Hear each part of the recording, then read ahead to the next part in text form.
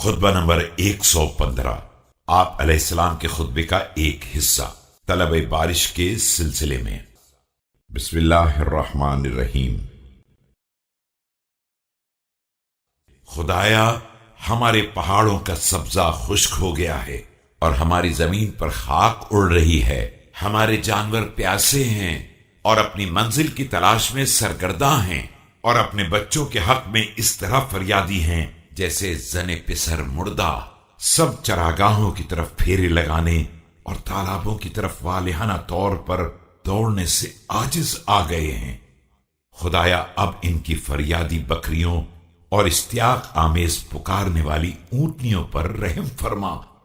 خدایا، ان کی راہوں میں پریشانی اور منزلوں پر چیخ و پکار پر رحم فرما۔ خدایا، ہم اس وقت گھر سے نکل کر آئے ہیں جب قحط سالی کے مارے ہوئے لاغر اونٹ ہماری طرف پلٹ پڑے ہیں، اور جن سے کرم کی امید تھی وہ بادل آ آ کر چلے گئے ہیں۔ اب درد کے ماروں کا تو ہی آسرا ہے اور التجا کرنے والوں کا تو ہی سہارا ہے۔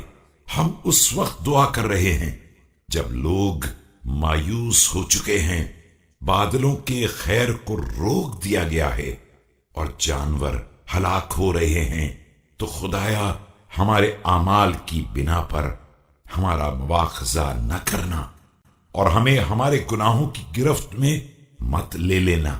اپنے دامن رحمت کو ہمارے اوپر پھیلا دے۔ برسنے والے بادل، موسلا دھار برسات اور حسین سبزے کے ذریعے ایسی برسات جس سے مردہ زمینیں زندہ ہو جائیں اور گئی ہوئی بہاریں واپس آ جائیں۔ خدایا، ایسی سیرابی عطا فرما جو زندہ کرنے والی، سیراب بنانے والی، کامل و شامل، پاکیزہ و مبارک، خوشگوار و شاداب ہو، جس کی برکت سے نباتات پھلنے پھولنے لگیں، شاخیں بار آور ہو جائیں، پتے ہرے ہو جائیں، کمزور بندوں کو اٹھنے کا سہارا مل جائے، مردہ زمینوں کو زندگی عطا ہو جائے۔